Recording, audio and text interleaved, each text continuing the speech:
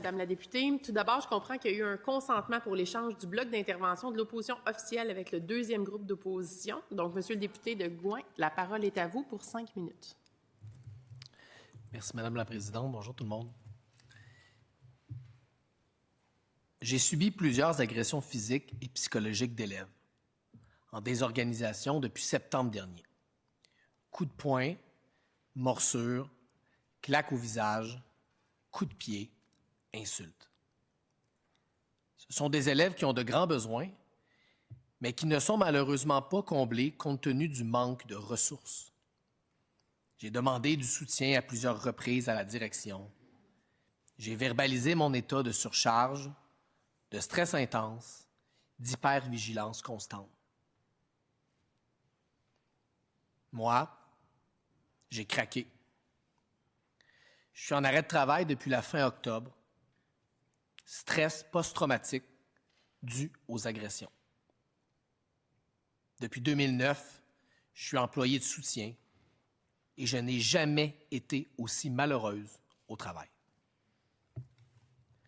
J'ai vraiment des grandes inquiétudes pour la sécurité et la santé de mes collègues et des enfants dans les conditions actuelles de mon milieu de travail qui est en crise.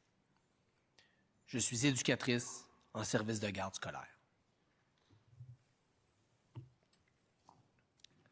Des histoires comme ça, Madame la Présidente, je pourrais en lire à la ministre pendant des heures. Je suis responsable en matière d'éducation pour la deuxième opposition depuis quelques semaines, comme la ministre. Et des témoignages comme ça, j'en ai reçus des centaines.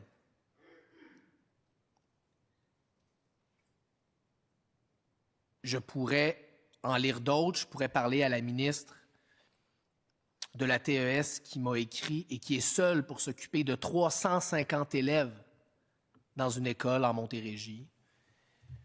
Je pourrais lui parler du surveillant de service de garde que j'ai rencontré. Ils sont rendus juste 2 dans une polyvalente à Victoriaville pour s'occuper de 1200 élèves. Je pourrais parler à la ministre de la psychologue que j'ai rencontrée et qui m'a dit être la seule psychologue pour 9 écoles dans l'Est du Québec. Ce qui se passe dans les écoles du Québec en ce moment, c'est extrêmement inquiétant. Le climat d'apprentissage des enfants, qui est aussi le climat de travail des femmes en majorité et des hommes qui travaillent dans nos écoles, est en dégradation rapide. Je disais que je pouvais lire des histoires comme ça à la ministre pendant des heures et ce ne seraient pas des anecdotes. Il y a des statistiques qui viennent montrer l'ampleur de la crise. Dans les 3 dernières années, il y a une augmentation de 77 % des réclamations acceptées par la CNESST liées à la violence en milieu scolaire. Dans quel milieu de travail on accepterait que la violence explose comme ça sans que ce soit l'objet d'un scandale national? Entre mai et septembre 2025, entre mai et septembre, c'est plus de la moitié, 52 % du personnel de soutien qui a été victime de violences physiques directes. La violence physique directe, là, c'est pas dire t'es conne, madame. Là. On parle de violence physique directe. Plus de la moitié depuis le mois de mai.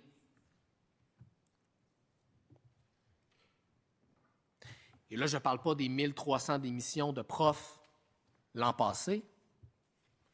Je ne parle pas des congés de maladie qui se multiplient à un rythme affolant au sein du personnel de soutien et des professionnels de l'éducation.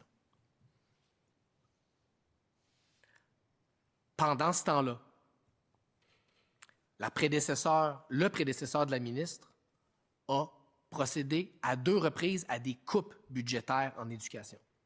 En plus d'imposer un plafond d'embauche. Le résultat des courses, c'est qu'en septembre dernier, il y avait 1350 techniciennes en éducation spécialisée de moins. 1350 postes de moins dans nos écoles publiques, alors que, comme je viens de le démontrer, il y a une explosion historique de la violence. Merci. C'est très bien. Je cède maintenant la parole à Madame la ministre pour 5 minutes. Merci, Madame la Présidente. Je veux pas...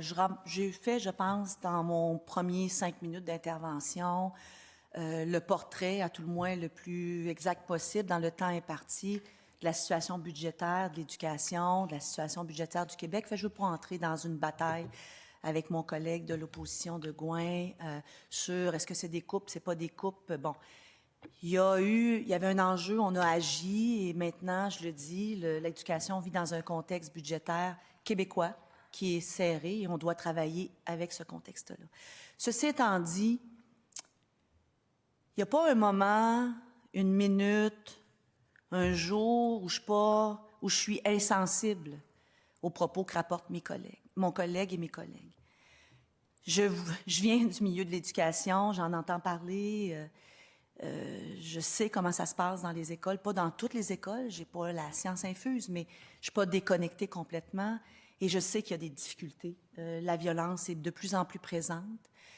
Malheureusement, j'ai été procureure de la Couronne toute ma vie, j'ai combattu la violence dans la société et c'est pour moi, si on veut parler d'une priorité, c'en est une priorité.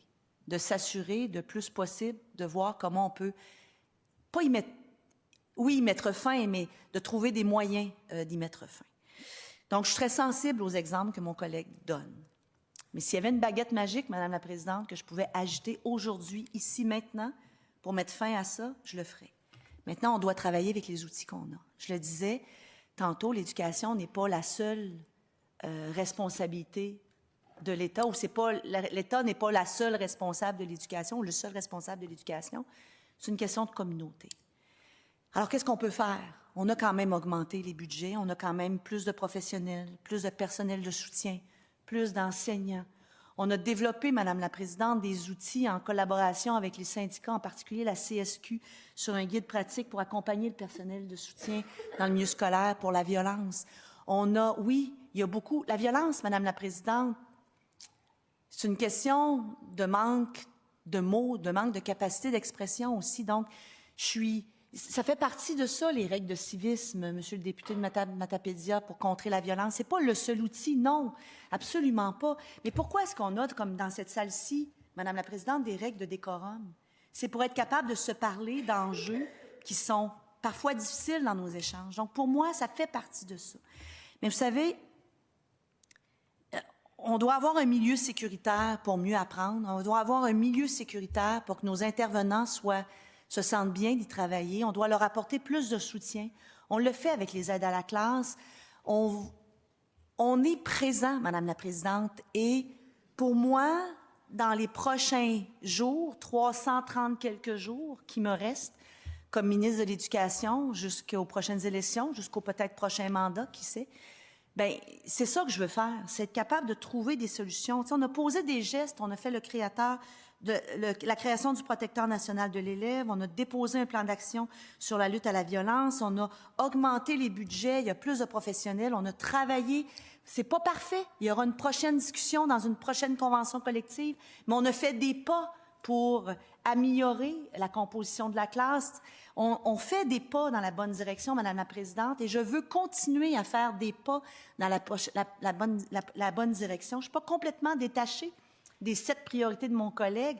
D'ailleurs, ce sont les priorités du gouvernement qu'il a exprimées. Je fais partie de ce gouvernement-là et je veux continuer à travailler dans le sens de ces priorités-là. Je ne suis pas là pour les prochains 330 jours dénoncer de grands changements, de grands bouleversements. Il faut travailler sur nos infrastructures, il faut travailler sur la violence dans nos écoles, il faut travailler sur le soutien à nos enseignants et au personnel de soutien qui fait partie de l'équipe école.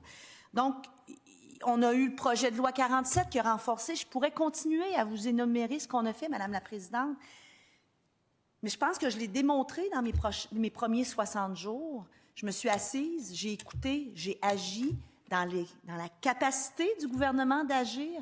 Et il y a aussi, je vais le redire, parce que pour moi, c'est très important, l'imputabilité des gens sur le terrain. Il y a des directeurs généraux qui sont extraordinaires, des directeurs d'école qui sont là pour soutenir nos enseignants, notre personnel de soutien.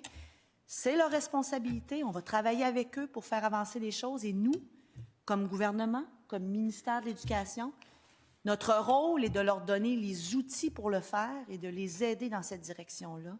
Et vous allez avoir ma pleine attention. Madame